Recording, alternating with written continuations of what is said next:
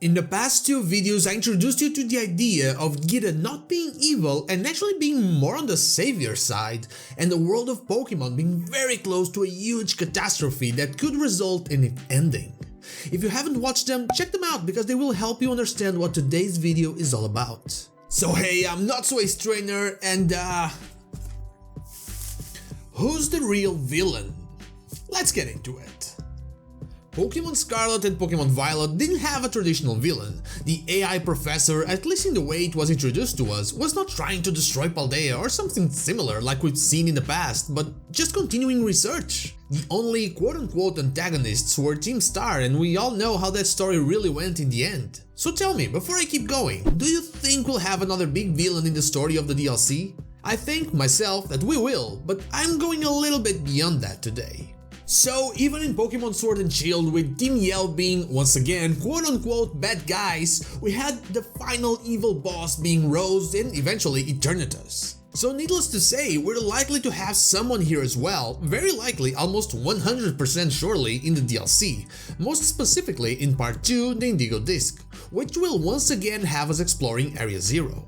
But if you watched my last video, you will know that I believe they are building up to something in the future. Sure, we might have a villain in Scarlet and Violet and a final boss fight, but it won't change the fact that we're seeing ever since Gen 6 the repetition of catastrophic events for the last few gens, almost as if there was a constant goal being pursued by someone that always leads into that. When trying to find a way to connect all of these generations, at least on the evil or villain side, there was only one character that I could find. And for that, we have to go way back into Pokémon Black 2 and White 2. In Gen 5, we met a character named Colress. Colress was not your typical villain, since he had one goal only and cared little for what new Team Plasma wanted. All Colress wanted, and presumably still wants, is to find out what is the true or best way to draw out the strength of Pokémon. His first step was learning how to use DNA splicers in the Gen 5 sequels, in order to try and achieve the original dragon. We all know how that went, and we only met Black Kyurem and White Kyurem, but that was his first stint.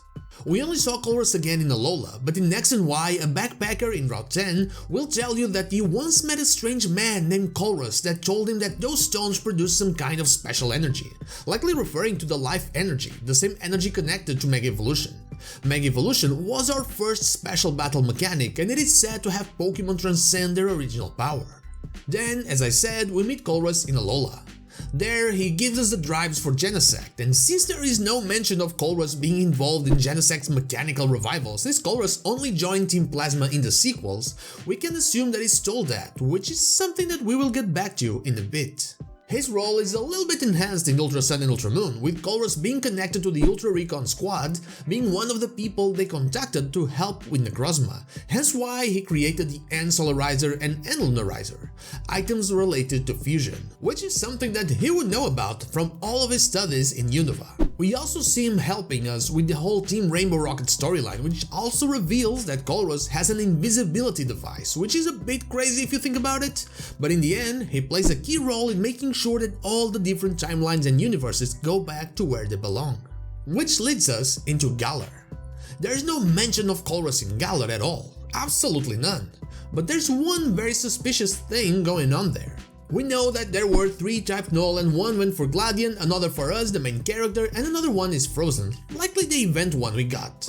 This one, in Galar, is said to have been created from stolen research. Now, we know Macrocosmos were a bit on the shady side, but taking into consideration the possibility of Colress stealing the Genesect drives and having access to the Aether Foundation and Luzamine's mansion, it isn't out of reach to say that Colress might have stolen that research and sold it to Macrocosmos. After all, it is not only connected to the strength of Pokemon creating a perfect Pokemon to beat the Ultra Beasts, but also connected to Arceus in a way. Which leads us to, in Pokémon Legends Arceus, where we see the opening of time-space distortions that never go away, not even after we defeat Volo and Giratina. My theory for that is that Colress has something to do with it. We know from the events of Alola that Colress can understand pretty well how wormholes and gates to other dimensions or timelines work. And we have seen Ingo in history, implying that it is very likely that those distortions also happened in Unova, bringing him to a different time. In Gen 9, we don't know if there's a connection yet, but the events of the DLC might be once again the repeat of something that happened before. Right now, Gira could be trying to avoid the disaster for the region of Paldea. If she truly is connected to the Blueberry Academy, they seem to be monitoring the region somehow, and that could mean that they are looking for clues about something, possibly related to Terrapagos or some other hidden Pokémon. Terrapagos, if it truly has all types, that is surely a big step into finding the true strength of a Pokémon, the strength to avoid weaknesses and have more advantages, something that Colress would look for sure.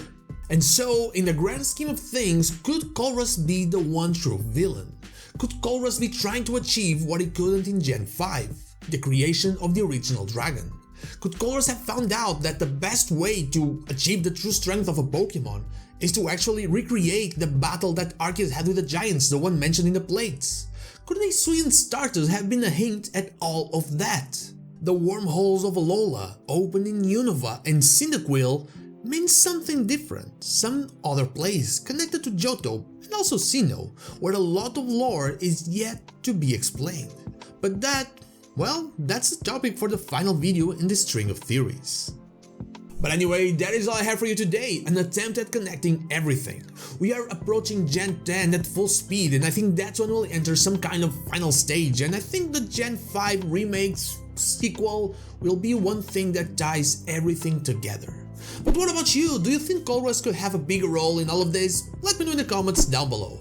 And now, like the video if you like it, dislike if you don't, and don't forget to subscribe to the channel for more Pokemon content, and also ring the bell so you know when the next video is out. You can follow me on social media and Twitch, I stream there Wednesday to Sunday, not Saturday, or join our Discord. All the links are in the description. Thank you so much for watching, and I'll see you all on the next one.